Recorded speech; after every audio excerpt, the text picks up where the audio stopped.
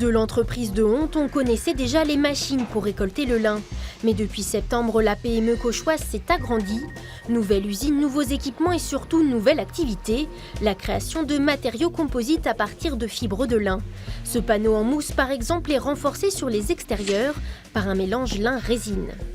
Ce qui est innovant, c'est qu'on intègre des matériaux biosourcés sur ces panneaux-là, donc ça permet de gagner du poids en fait, sur le panneau complet, d'avoir aussi des avantages en termes de propriétés d'isolation thermique par exemple ou phonique. La fibre de lin, une matière d'avenir. Résistante et légère, elle pourrait servir dans le futur à créer les cloisons intérieures des avions, les lavabos ou encore les carrosseries de véhicules électriques. Chez De Honte, on commence à équiper les retourneuses à lin d'un toit comprenant ce matériau. C'est pour alléger le poids de la cabine.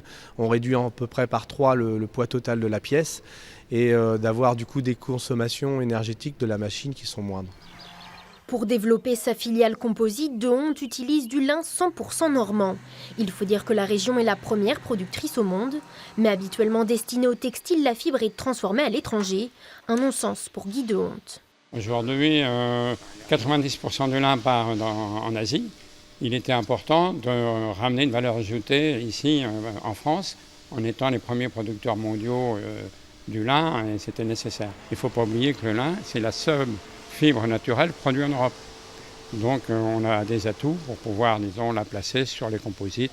Avec sa nouvelle génération de matériaux, De Honte entend créer de l'emploi en France et à terme, concurrencer le verre et le carbone dans la fabrication des composites.